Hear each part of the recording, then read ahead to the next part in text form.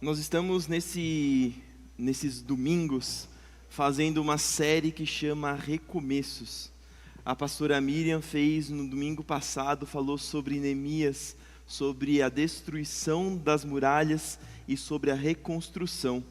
Hoje eu queria falar sobre reacender o fogo interior. E para isso eu queria que a gente visse a carta de 2 Timóteo. E é interessante porque uma carta, ela sempre tem duas pessoas pelo menos, né? Quem escreve a carta e quem recebe a carta.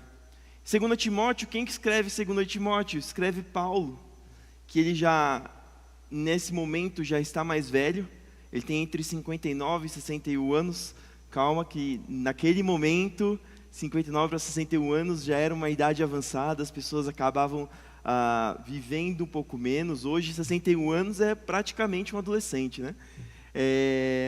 Mas ele estava já com a idade mais avançada, ele estava preso, ele estava machucado, ele estava cansado, mas ele estava convicto.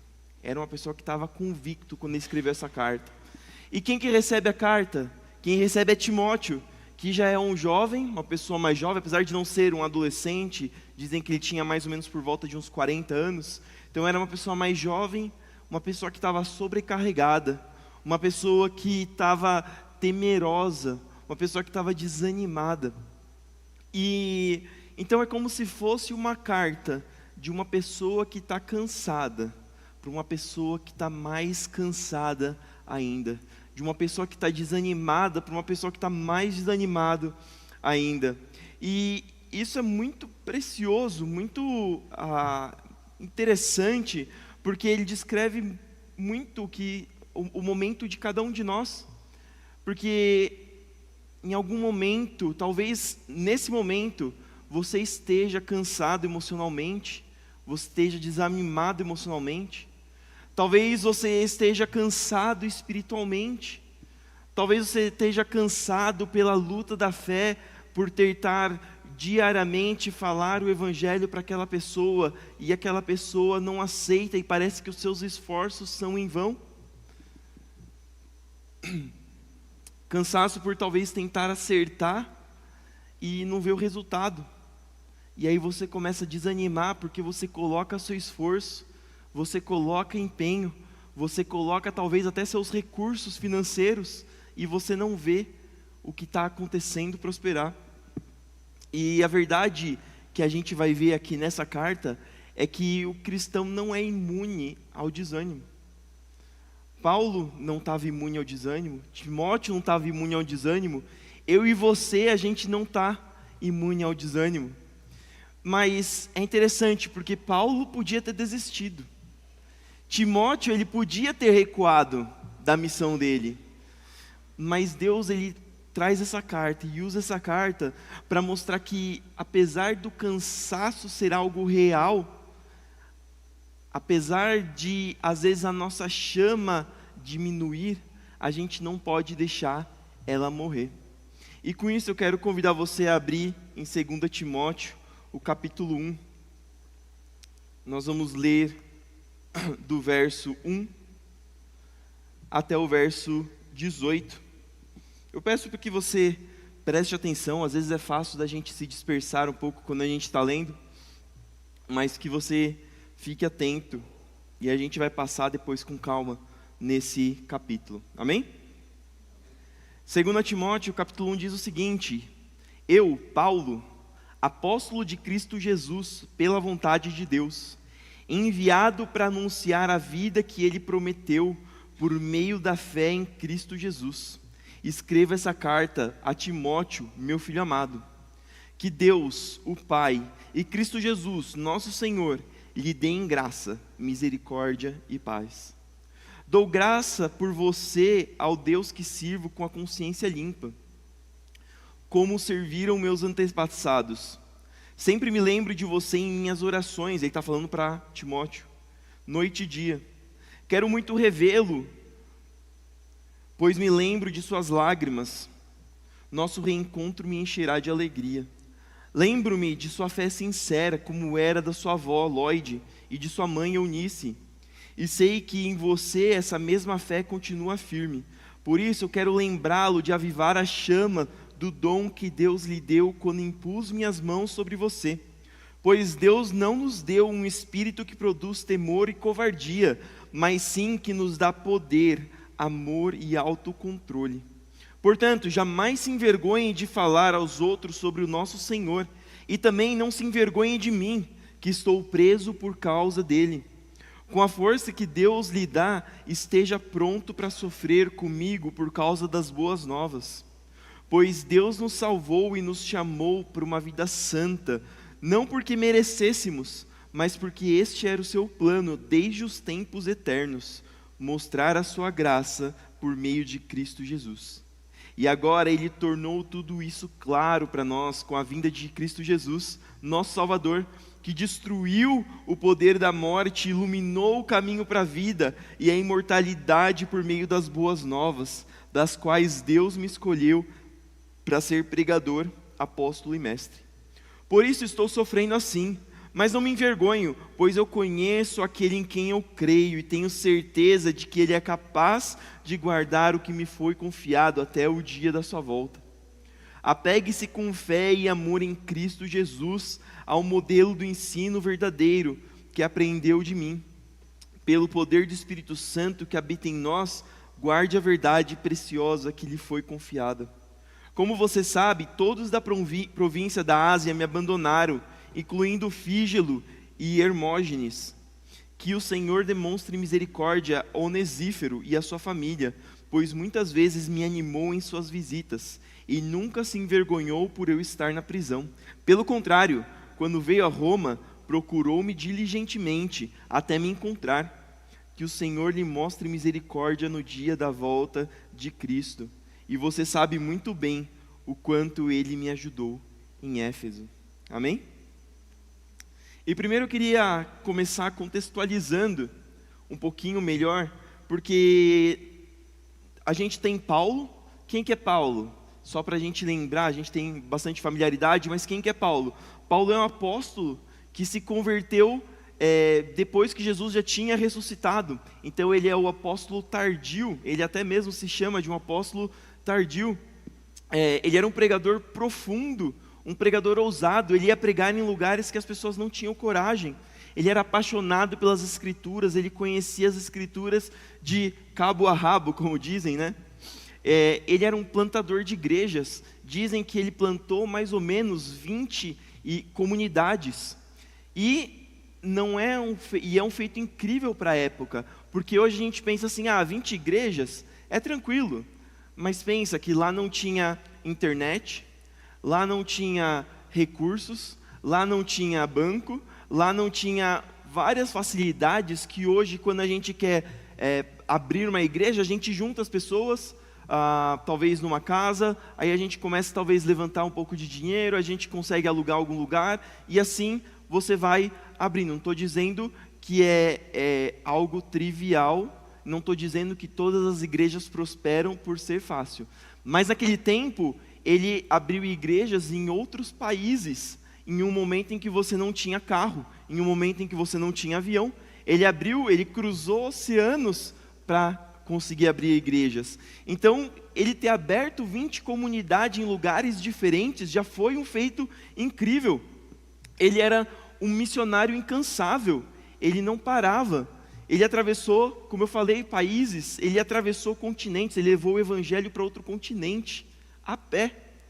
Ele sofreu vários percalços nesse meio, nessas viagens, e tudo isso para conseguir anunciar o evangelho. Enquanto isso, a gente tem o Timóteo do outro lado. O Timóteo, que era o filho de um pai grego, filho de uma mãe judia, neto da avó que era judia também. Então ele sendo descendente de judeu, ele cresceu estudando e aprendendo a palavra de Deus, assim como manda a tradição. Provavelmente ele se converteu ao cristianismo na primeira visita de Paulo, na cidade dele, em Listra. E nessa primeira viagem, Paulo também impôs as mãos sobre ele e o ungiu a evangelista.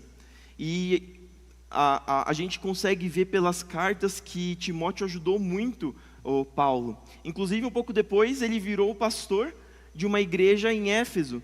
E nesse momento que ele era o pastor na igreja de Éfeso, que Paulo enviou as cartas para ele. Beleza, a gente entendeu quem era Paulo e quem era Timóteo, certo? E qual que era o estado de Paulo no momento em que ele escreve a carta de 2 Timóteo? Primeiro, ele estava preso em Roma.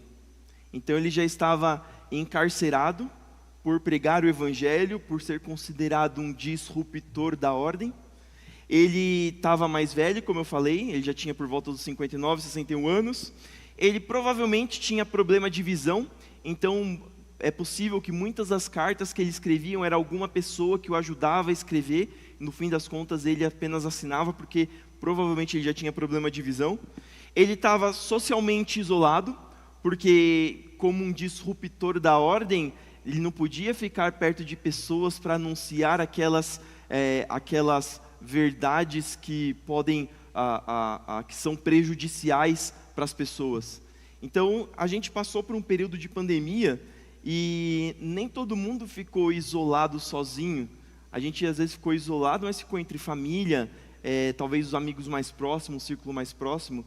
Paulo estava isolado socialmente. Imagina talvez a angústia, a solidão que ele estava sentindo. Ele foi abandonado por alguns amigos. A gente acabou de ler que ele tinha sido abandonado por amigos, ele tinha sido traído por alguns amigos. Ele estava perto da morte, porque ele não estava preso simplesmente por ficar preso, ele estava esperando a sua execução, porque ele ia ser morto por aquilo que ele tinha pregado. E o antigo missionário incansável, agora que tinha alcançado o evangelho em continentes, que tinha cruzado oceanos, agora ele estava confinado no espaço de uma cela. E como que estava Timóteo? Timóteo, ele era mais jovem, já tinha mais energia, mas ele estava com uma igreja que era difícil de pastorear. Se a gente continuar lendo a carta de Timóteo, a gente vê que tinham vários problemas. Ele estava tendo problema com falsos mestres. Ele estava amedrontado. O seu maior mestre, o seu maior mentor, ele estava preso. O seu maior mentor, aquele que foi responsável pela sua conversão, estava a ponto de ser morto. E aí ele vê o seu herói cair, porque acho que até hoje, muitas pessoas têm Paulo como um exemplo, têm Paulo como um herói. E Timóteo começa a ver esse herói dele cair, esse herói pronto para ser morto, e ao mesmo tempo ele tem um medo, porque ele está pregando aquilo que fez com que Paulo fosse preso. E eu imagino que ele esteja talvez questionando a sua capacidade, talvez ele estivesse duvidando de si mesmo. E é nesse momento aqui que o fogo começa a se apagar, e Timóteo começa a esmurecer. O fogo de Timóteo começa a ficar mais fraco. E a segunda carta de Timóteo, ela fala sobre desânimo, ela fala sobre encorajamento, ela fala sobre alguém que passou a vida sofrendo por Cristo, estava em uma situação complicada e ainda assim tinha que dar palavras para aquele que estava desanimado e que precisava continuar prosseguindo. E eu quero passar parte por parte dessa carta. Lá no verso 1 Paulo começa dizendo: eu, Paulo, apóstolo de Cristo Jesus, pela vontade de Deus, enviado para anunciar a vida que Ele prometeu por meio da fé em Cristo. E parece só uma introdução, não parece? Às vezes, não sei vocês, mas às vezes tem essas introduções das cartas, eu até pulo, porque é basicamente: oi, aqui é Paulo, prazer. Mas olha só que interessante, é muito significativo, porque Paulo está em todo esse sofrimento, Paulo está em toda essa situação complicada que a gente acabou falando, e ele não fala: oi, eu sou Paulo, o que está preso, o prisioneiro aqui de Roma, o que está sofrendo, o que foi injustiçado e está perto de morrer. Não, Como que ele se apresenta? Eu, Paulo, apóstolo de Cristo pela vontade de Deus, enviado para anunciar a vida que ele prometeu por meio da fé em Cristo. Ele olha para a identidade dele em Cristo, antes de qualquer coisa. Ele não é o preso, ele não é o coitado, ele não é o que está à beira da morte. Ele é o apóstolo, aquele que foi escolhido por Deus, que recebeu a missão de espalhar o Evangelho. E ele não olha para o que vai acontecer, mas ele olha para a missão dele. Ele foi enviado para anunciar a vida que ele prometeu por meio da fé em Cristo. Paulo estava sofrendo, mas ele tinha um objetivo e um propósito maior que fazia ele enxergar além daquele sofrimento dele. Ele tinha confiança de onde ele tinha que chegar e do porquê que ele tinha que chegar lá. E o poder do Evangelho, um dos poderes do Evangelho é esse. O Evangelho ele dá força para quem está cansado e ele dá esperança para aquele que está desanimado. Porque a gente tem um foco maior, a gente tem uma missão, a gente tem para onde olhar nos momentos de dificuldades. E Paulo tinha motivo para reclamar, não tinha? Paulo tinha, talvez ele pudesse ficar preso, na verdade ele tinha motivos para jogar tudo para o alto. E mais, dado tudo que Paulo já tinha feito, ele tinha argumento para dizer, eu já fiz o suficiente. Não tinha? Ele já tinha aberto 20 igrejas, ele podia falar, não, já deu. Eu já fiz o que tinha que dar, agora que sigam os próximos. Mas, mesmo naquele momento, os olhos de Paulo estavam fixos naquilo que realmente importava. E naquilo que traz significado a tudo que ele acredita, mesmo em meio à dor. E pode ser que talvez você esteja assim, talvez você está desanimado, talvez você está cercado por problema, talvez você está cansado, talvez você esteja sem paz. Mas como que você está olhando para isso? Será que você está focando apenas nos seus problemas? Será que você está preso num ciclo de tristeza e queixa e fica se queixando daquilo que aconteceu? Será que você está vendo só o peso que está nas suas costas e não está olhando o propósito daquilo que você está passando? Ou será que, como Paulo, você está olhando para aquilo que realmente importa? Para aquilo que vai acrescentar na sua fé e vai transformar a perspectiva que você tem do problema que você está tendo. É interessante, alguém aqui já correu corrida de rua? Corrida de rua? Alguém que todo mundo conhece, imagino que conheça, que é basicamente você pagar para correr na rua. O que você pode fazer de graça, você vai e paga para correr na rua, mas brincadeira. É um evento organizado, que tem toda uma estrutura, tudo mais, e talvez até uma motivação, né? Você pagou, eu vou querer dar o meu melhor naquela corrida. Você não vai pagar para você ir andando tranquilinho na rua. Então a pessoa vai e se esforça. E às vezes, aliás, pelo menos todas as vezes que eu fiz isso, eu me esforcei. Algumas eu fui meio que andandinho, porque eu estava fora de forma. Algumas eu consegui correndo um pouco mais rápido. Mas o fato é que no final da prova, você chega cansado, não chega? Você chega talvez com dor, você chega talvez com cãibra. E aí o que você faz? Você pega e olha e fala, não, estou cansado, eu estou com cãibra, eu vou embora. Ou você fala assim, não, eu estou cansado, eu estou com dor, eu estou com cãibra, mas espera aí, eu corri essa corrida inteira, eu quero a minha medalha. Eu quero ir lá no pódio lá que tem, eu quero tirar minha selfie para postar nas redes sociais. Eu quero comemorar eu ter passado todo esse esforço. No fim das contas, você celebra não porque foi fácil, mas você celebra porque valeu a pena você fazer todo aquele esforço. O que eu quero dizer é que o sofrimento existe, mas o propósito, ele dá razão, ele dá sentido ao sofrimento que a gente passa. Porque depois que a gente passou pelo sofrimento, a gente vê que valeu a pena, que a gente saiu uma pessoa mais forte, que a gente teve conquistas depois disso tudo. E Paulo continua no verso 2: escreva essa carta a Timóteo, meu filho amado. E é interessante porque mesmo perto do final, Paulo ele está preocupado com Timóteo.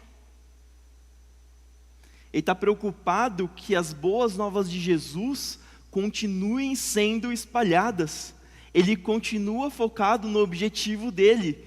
Ele sabe que talvez daqui a alguns dias ele vai ser morto, mas ele continua preocupado. Ele continua se esforçando e fazendo o possível para que o evangelho continuasse sendo propagado. Ao longo da vida de Paulo, ele teve vários momentos diferentes. Se você ler Atos, se você leu Atos, você sabe, se você ler, você vai ver, eu acho incrível o livro de Atos. E teve momentos que Paulo pregou para multidões. Ele pregou para inúmeras pessoas e trouxe inúmeras pessoas para Cristo. Teve momentos que, como a gente já falou aqui, ele atravessou países levando o evangelho. Ele foi um missionário internacional. Teve momentos que ele tinha saúde, que ele tinha vigor, ele fazia todas essas viagens a pé, ele levava suprimento para as pessoas, ele fazia obra de caridades, ele se sustentava fazendo as tendas dele, mas agora ele está preso, agora ele está mais velho, agora ele está com pouca força, agora ele não enxerga direito, mas mesmo assim, ele não parou.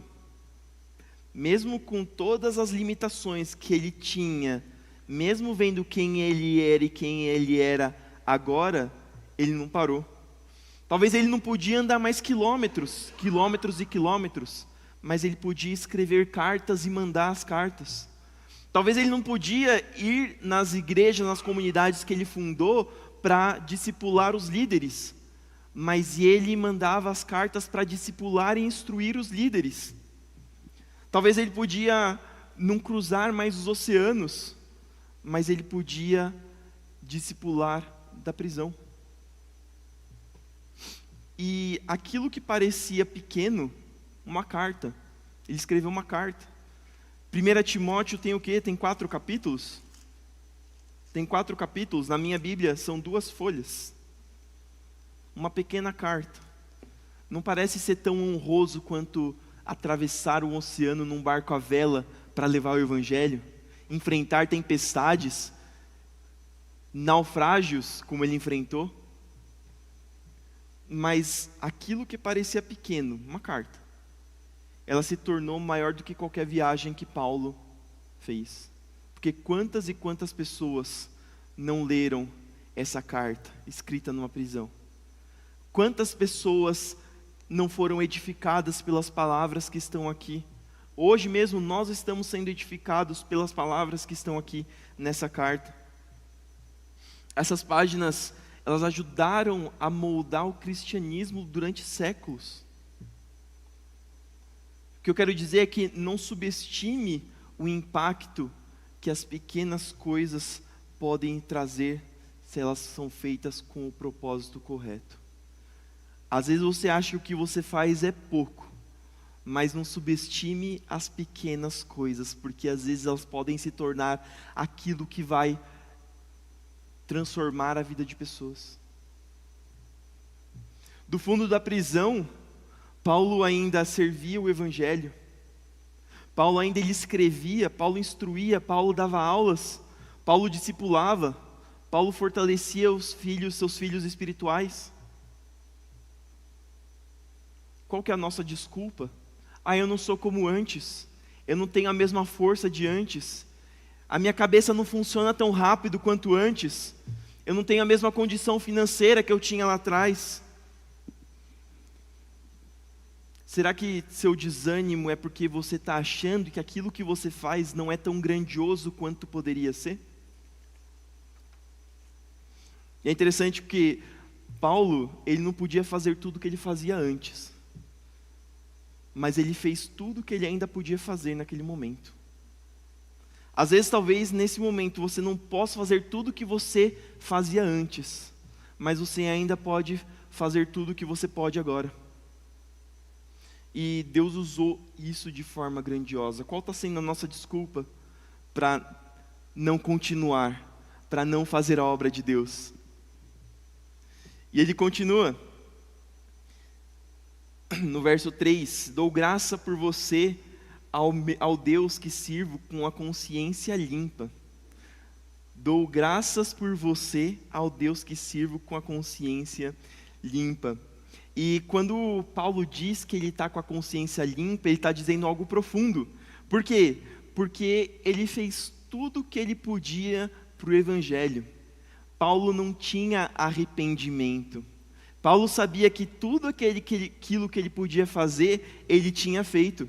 Ele sabe que o fim dele está próximo. Ele sabe que o tempo dele está acabando. E mesmo assim, diante da morte, ele consegue falar, minha consciência está limpa. Eu estou em paz. Isso não significa que ele estava alegre.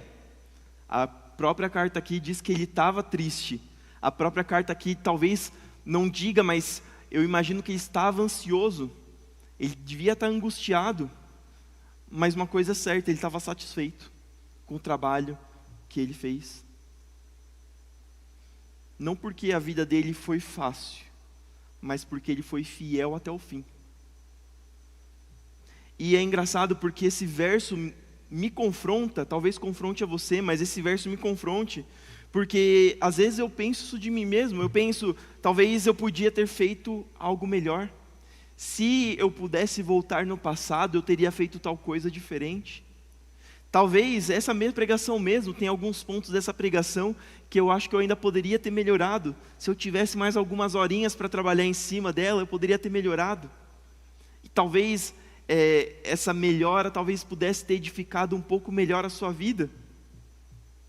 Talvez eu pudesse ter pregado para uma pessoa, mas eu tive vergonha.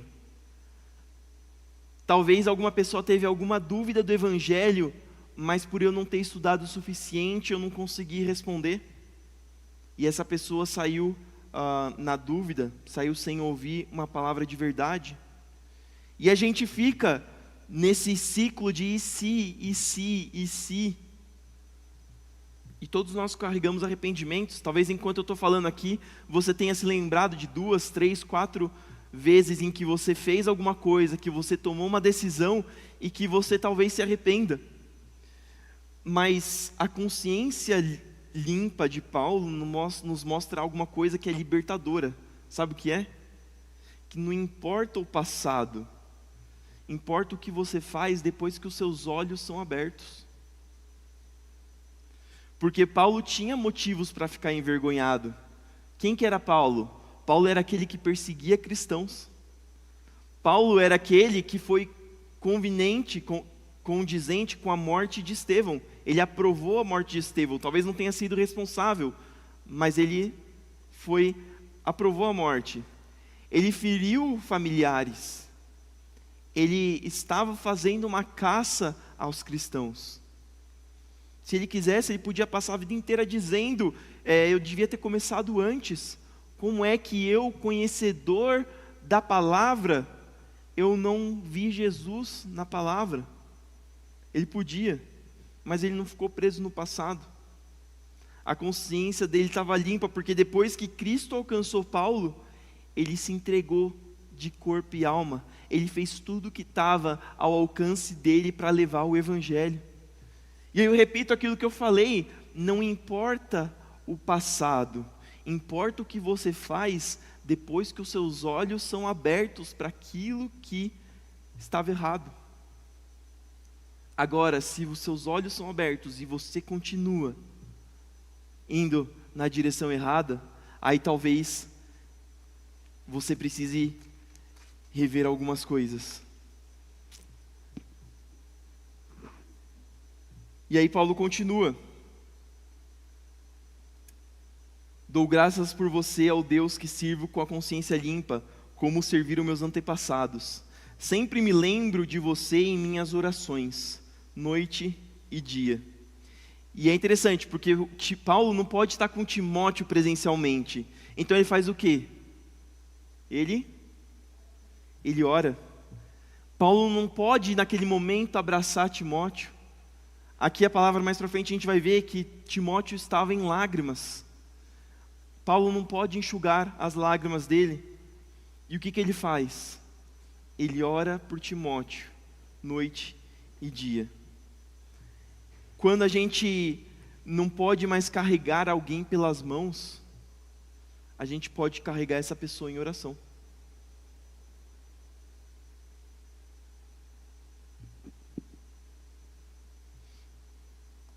Paulo, nesse momento, ele entende e passa para a gente que a melhor forma de você fortalecer alguém que está cansado é dobrar o joelho por essa pessoa. Você conhece alguém que está cansado, que está precisando de alguma coisa? Você tem dobrado o seu joelho para incentivar essa pessoa? A oração é aquela que aquece a brasa da pessoa cujo fogo está diminuindo. A oração é aquela que reacende o fogo da vida da pessoa. A oração é aquilo que sustenta aquele que está vacilando.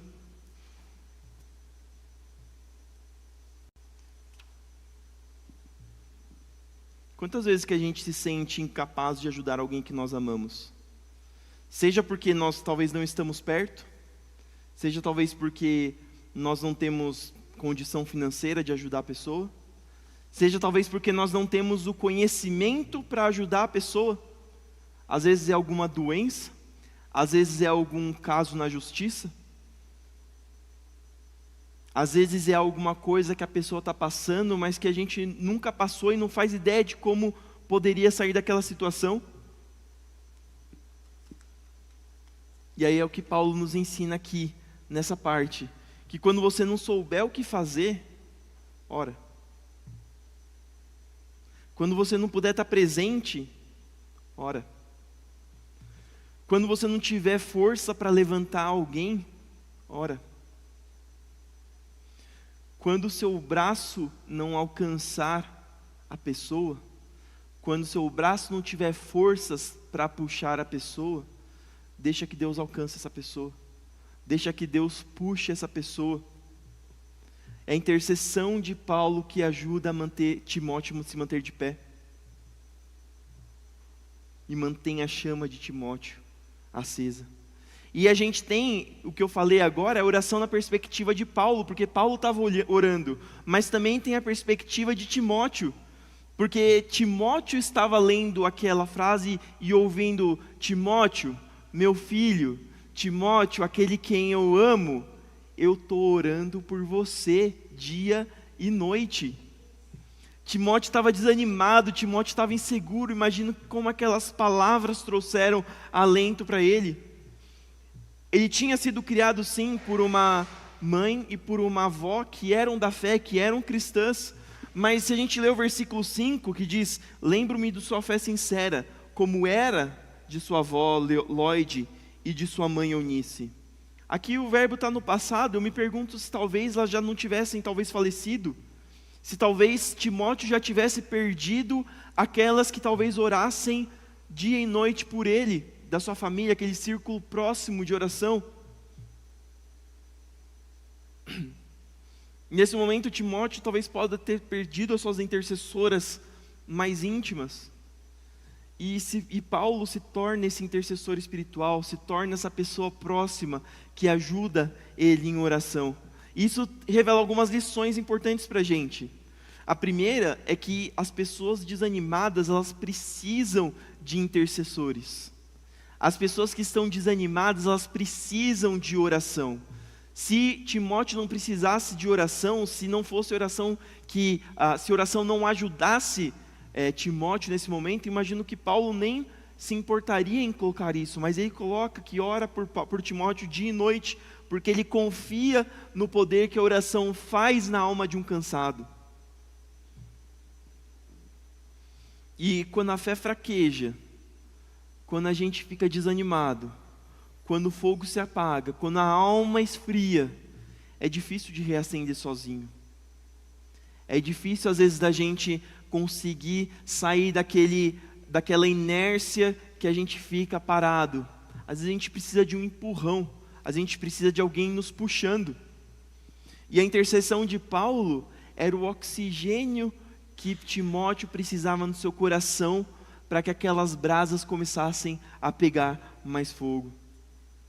E a gente A gente precisa de oração quando a gente está carregando peso demais, quando a gente não consegue orar como antes, quando a nossa fé parece ser pequena. A gente precisa de gente que ore por nós. E tem algumas pessoas que têm família que podem orar, mas tem algumas pessoas que às vezes não. Talvez você possa ter um pai e uma mãe que oram sempre por você. Talvez você tenha um irmão, um tio que ora por você. Mas tem muitos Timóteos, talvez hoje, que são pessoas que talvez se converteram recentemente. A primeira pessoa que se converte dentro do seu círculo. Talvez filhos únicos, famílias desestruturadas. Talvez pessoas que foram para o evangelho sozinhos, mas não têm uma estrutura de oração em casa. E Deus usa a igreja para ser a nossa família de oração, para ser a nossa intercessão.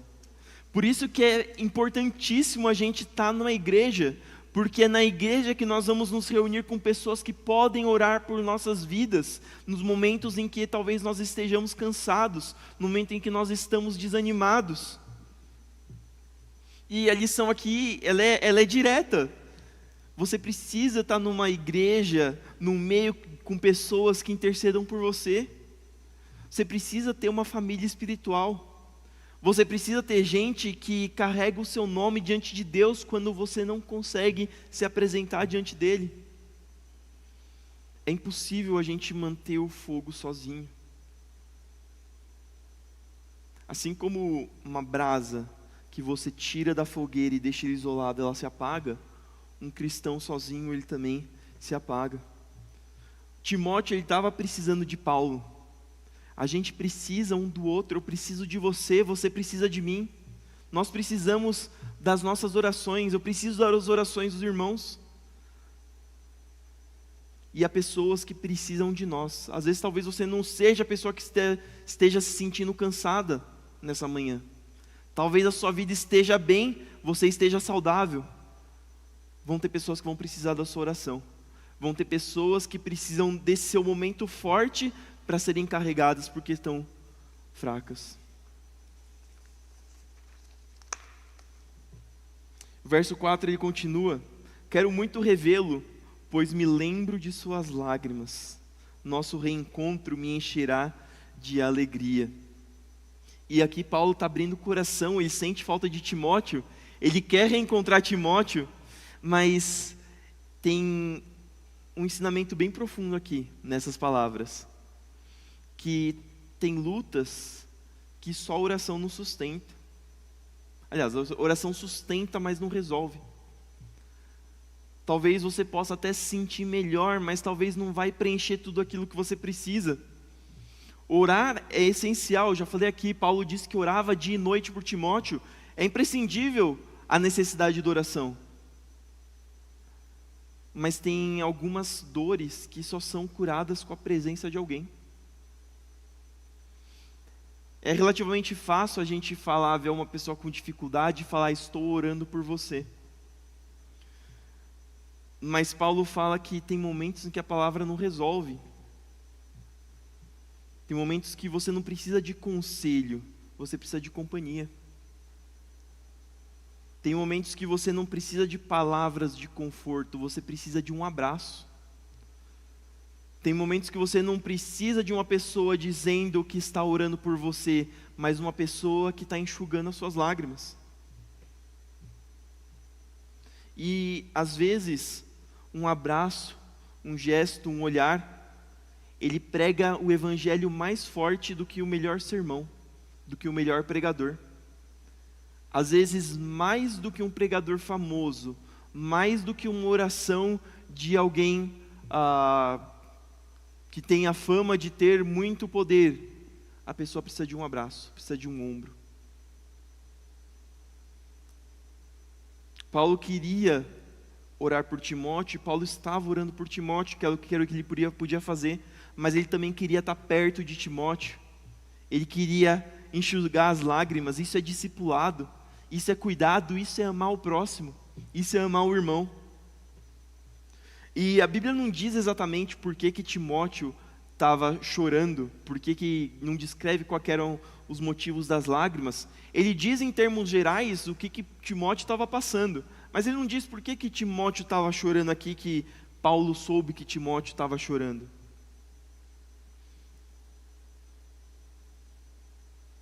A gente não sabe se ele desejava ver Paulo, se ele precisava de um abraço ou se buscava companhia, mas de uma coisa a gente sabia: Paulo entendeu que a presença, a proximidade, o cuidado pessoal tem um papel importante na vida do cristão. Não é só oração, não é cultuar de longe, não é estar longe. Por isso, novamente, a gente falou que é importante nós estarmos na igreja para receber pessoas que orem por nós, mas também nós precisamos estar na igreja para a gente ter esse contato que às vezes nós precisamos. A presença da igreja é cura para a alma do cansado. É acender a chama que às vezes está apagada. E ele continua no verso 5. Lembro-me de sua fé sincera, como era de sua avó Lloyd e de sua mãe Eunice, e sei que em você essa mesma fé continua firme. Paulo está dizendo que ele sabe que a fé de Timóteo é sincera, que a fé de Timóteo está firme. Ele não está dizendo que Timóteo se apagou, que Timóteo se desviou. Ele está dizendo que Timóteo está fraco, mas ele sabe que ainda tem alguma coisa queimando lá dentro. E talvez esse seja o seu caso. Às vezes as pessoas olham para você e falam assim: nossa, mas essa pessoa já serviu tanto, essa pessoa já orou tanto, essa pessoa já foi tão firme, essa pessoa ia direto na igreja, mas nem aparece mais, nem parece mais o mesmo. E aí a pessoa te julga, achando que sabe o que está no seu coração, como se entendesse o que você está passando.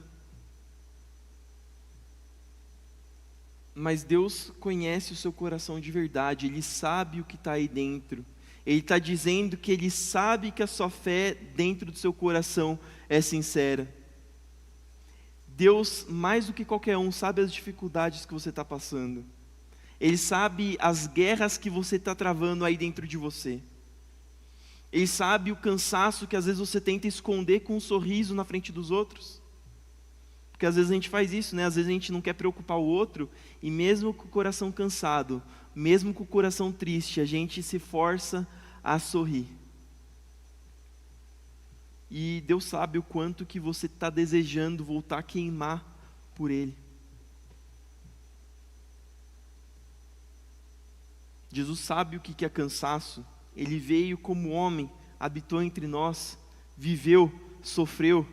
Ele sabe como é sentir cansaço, Ele sabe como que é sentir pressão, Ele sabe como que é se sentir sozinho, Ele sabe como é chorar,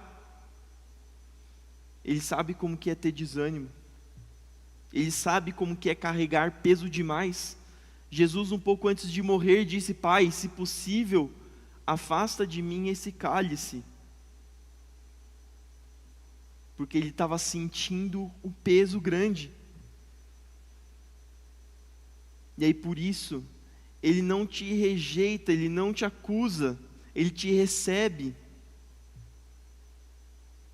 E assim como Paulo fez com Timóteo, Ele olha para você e diz: eu sei da fé que ainda existe dentro de você. Mesmo que hoje talvez você esteja um pouco mais apagado, mesmo que o fogo não esteja tão brilhante quanto um dia já foi, Ele ainda diz: eu sei da fé que tem dentro de você.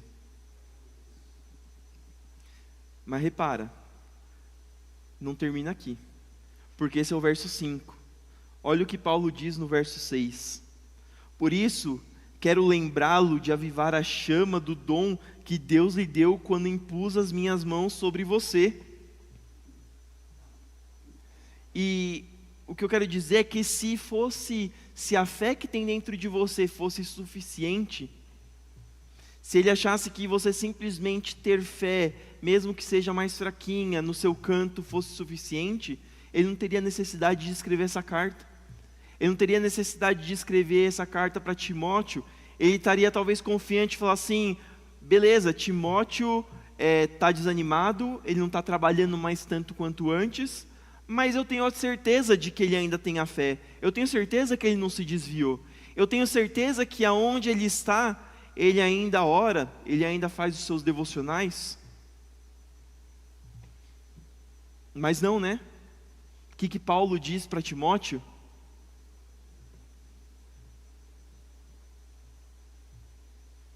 Eu quero lembrá-lo de avivar a chama do dom que Deus lhe deu quando impus minhas mãos sobre você.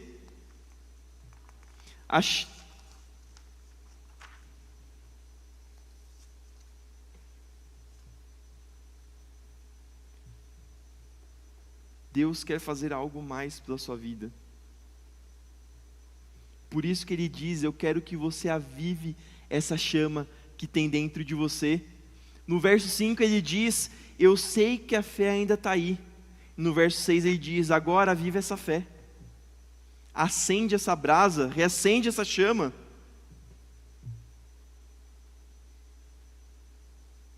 Porque a fé sincera, ela não é uma fé passiva, não é uma fé que só recebe, não é uma fé que fica quieta.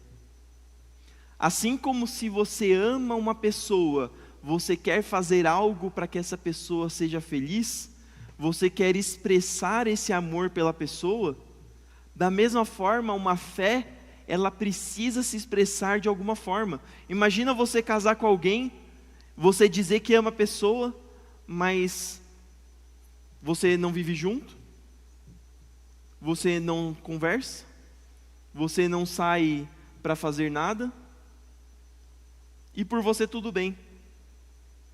É estranho, né? O amor, quando a gente ama alguém, a gente quer ficar próximo, a gente se incomoda, e mesmo quando as coisas não estão boas, a gente se incomoda para tentar fazer as coisas melhorarem. Da mesma forma, a gente não pode simplesmente ter uma fé para ficar quieta, ela não pode ser passiva. Uma chama de verdade, ela não pode ser fria, ela tem que queimar.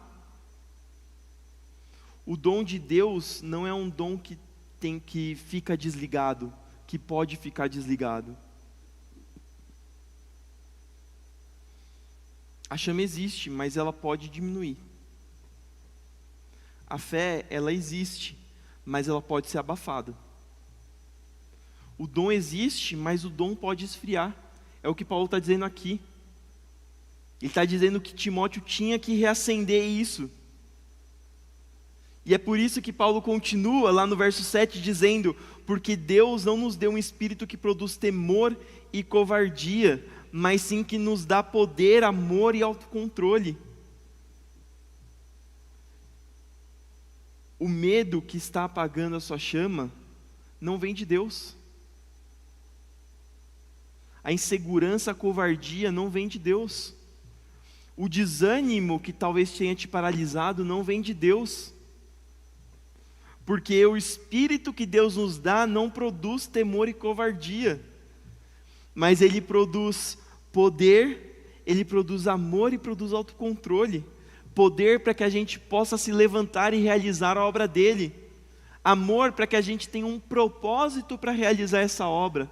E autocontrole para que a gente possa perseverar, mesmo quando as coisas estão difíceis. A chama está aí. Você precisa reavivar essa chama. O dom está aí, você precisa reativar esse dom. O fogo está aí, mas você precisa mexer na brasa para que ele possa reacender. E tudo isso não é porque Deus é exigente, mas é porque Ele sabe que você nasceu para ficar aceso e não apagado. Ele sabe do seu potencial. Ele sabe aquilo que você pode fazer. E quando Ele tiver apagado, Ele vê, você podia fazer tanto mais. Tem não sei se vocês, irmãos, já assistiram, mas tem um vídeo em que um homem está entrevistando um morador de rua. Não sei se é bem um morador de rua, mas ele está pegando recicláveis na rua. E aí ele vira assim: você acredita em Deus? Fala: acredito. E todo sorridente, o homem, feliz, mesmo naquela situação, mesmo estando na rua pegando reciclagem, talvez ele pudesse estar triste porque ele queria estar em alguma coisa, fazer alguma coisa melhor. E ele fica feliz e fala assim: não, eu creio no Senhor e eu creio que Ele me salvou. E ele fala assim: o que você acredita que Deus vai falar para você quando você for para o céu?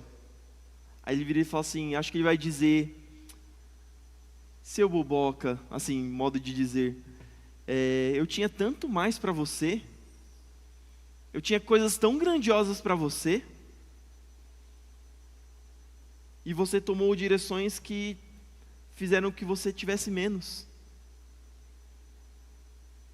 Esse homem estava consciente de que na vida ele tinha tomado decisões que talvez não fossem as melhores.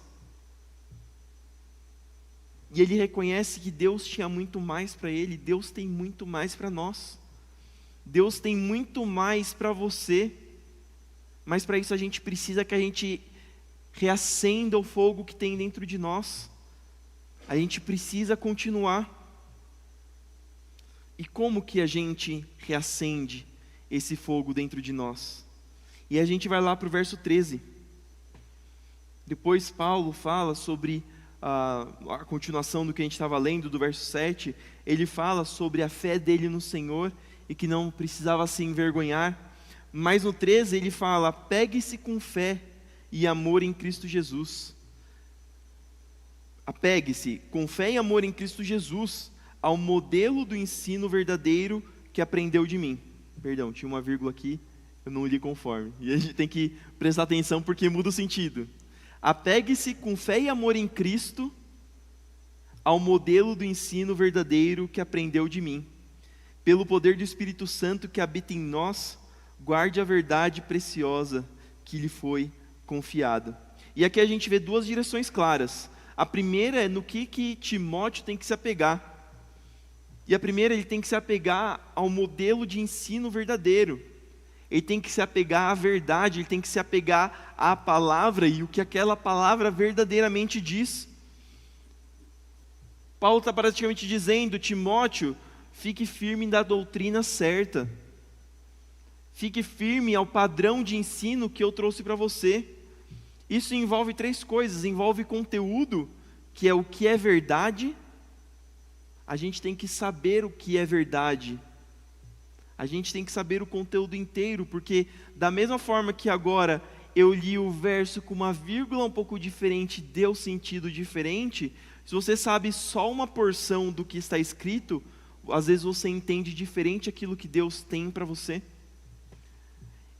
Se refere ao fundamento naquilo que se baseia a verdade e a convicção. A gente tem que ter convicção daquilo que a gente acredita.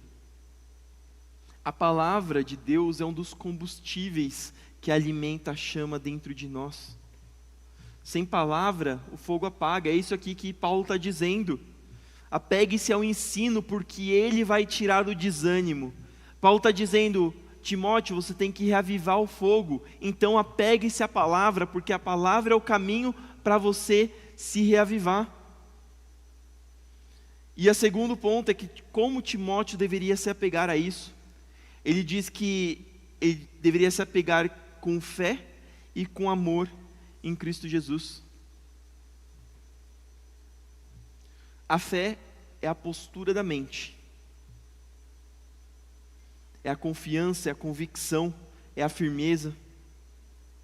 Enquanto que o amor é a postura do nosso coração. É a prática, é a atitude, é o relacionamento. Aqui ele está dizendo praticamente que você tem que se dedicar, se apegar ao ensino da palavra de mente, coração. Ou seja, com tudo que você tem. É interessante a palavra apegue-se, porque se você é apegado a alguma coisa, significa que você está constantemente com essa pessoa. A gente não costuma dizer de uma pessoa, mas você é apegado a tal pessoa, significa o quê? Você costuma visitar sempre, você conversa sempre, você tem um relacionamento próximo. Então, quando Paulo está dizendo apegue-se às Escrituras, ele está dizendo que a gente tem que ter um relacionamento próximo com as Escrituras, com a palavra de Deus.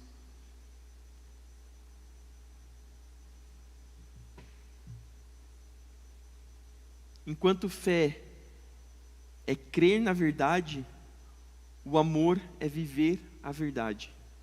A gente tem que crer e viver. Só essas duas coisas juntas fazem com que a gente consiga ter forças para vencer o desânimo. E quando a gente se apega à palavra, a nossa mente fica firme. Quando a gente se apega à palavra, o nosso coração fica inflamado. A gente começa a ter ânimo, a gente começa a ter propósito, a gente começa a deixar de ver as dificuldades para ver aquilo que realmente importa. A nossa vida começa a ficar alinhada, porque a gente começa a seguir os planos que Deus tem para a nossa vida, e os planos que Deus tem para a nossa vida são importantes, são os mais corretos. E aí a chama permanece acesa. E Paulo não termina com essa instrução, a gente está no 13. Logo depois vem o verso 15, que diz: como você sabe, todos da província da Ásia me abandonaram, incluindo Fígelo e Hermógenes. E no caminho da fé, pode ser que pessoas importantes acabem te abandonando. Pode acontecer de pessoas importantes acabar nos abandonando. Isso inclui líderes, isso inclui cooperadores, isso inclui gente que serviu na igreja conosco. Às vezes a pessoa deixa a fé, às vezes a pessoa tem alguma mudança na vida e ela vai ter uma rotina diferente, precisa se mudar para uma outra cidade, precisa se mudar para alguma outra igreja. E aqui, pessoas que andaram do lado de Paulo por anos, simplesmente foram embora. Isso ensina para a gente uma verdade dolorosa, mas real. No caminho do cristão, pessoas podem nos abandonar. Gente que a gente admira pode nos decepcionar. Pessoas que são importantes para nós podem tirar o nosso chão. Isso aconteceu com Paulo, que acabou de falar. Isso aconteceu com Jesus. Jesus foi traído, Jesus foi abandonado pelos próprios discípulos. Quando Jesus foi preso, disse que os discípulos todos saíram correndo. Pedro negou Jesus. Isso acontece conosco. Mas não termina aí, porque o capítulo ainda não terminou. E a gente vê no verso 16, que o Senhor demonstre misericórdia a Onesíforo e a sua família, pois muitas vezes me animou em suas visitas e nunca se envergonhou por eu estar na prisão. Pelo contrário, quando veio a Roma, procurou-me diligentemente até me encontrar. E aí que contraste esse, enquanto tem uns que abandonam, o outro é levantado por Deus para estar na vida da pessoa. E estar na vida não é simplesmente estar na vida da pessoa de se aproximar um pouco. Aqui a Bíblia diz que, eu tenho que ler o nome dele porque é difícil, Onesíforo, ele procurou Paulo diligentemente, procurou com cuidado.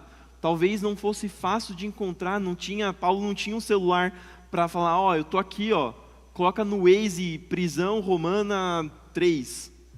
Não, ele tinha que procurar onde que Paulo estava preso. Ele não teve medo da prisão. Onesíforo seguiu o caminho que prendeu, que fez com que Paulo fosse preso. Onesíforo visitou Paulo muitas vezes. Ele animou Paulo e ajudou Paulo em Éfeso e em Roma. É como se Paulo estivesse dizendo para Timóteo: Timóteo, mesmo que algumas pessoas te abandonem, Deus sempre enviará alguém para fortalecer você. O abandono de alguém não significa que Deus te deixou. A ausência de um não significa desamparo. A perda de um apoio não significa que Deus deixou de cuidar de você.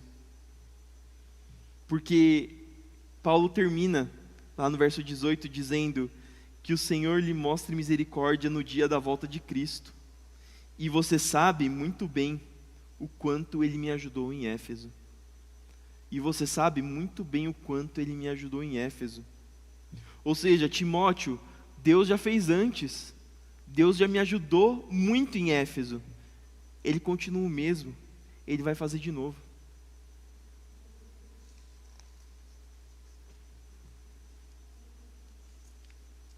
Sim.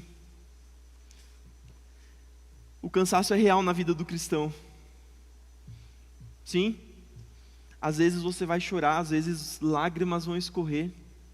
Sim, às vezes o desânimo veio para todo mundo. Sim, algumas vezes algumas pessoas vão nos abandonar. Mas a gente viu lá no verso 5 que Deus ainda vê a fé que tem dentro de você. No verso 6, Deus nos chama para reacender a chama que diminuiu dentro de nós. No verso 7, Deus diz que Ele não nos deu espírito de medo, de covardia, mas Ele nos deu poder, nos deu amor e nos deu autocontrole.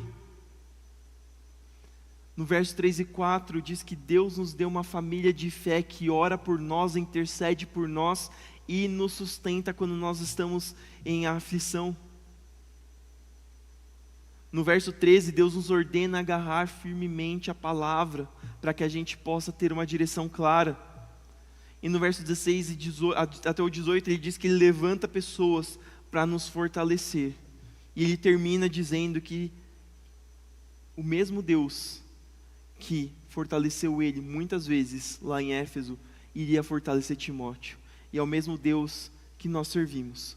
O mesmo Deus que nos fortalece nas dificuldades. O mesmo Deus que mesmo quando as pessoas nos desamparam, Ele ainda assim é a nossa rocha, a nossa fortaleza, socorro bem presente na aflição. E talvez você hoje seja como Timóteo, cansado, inseguro, aflito,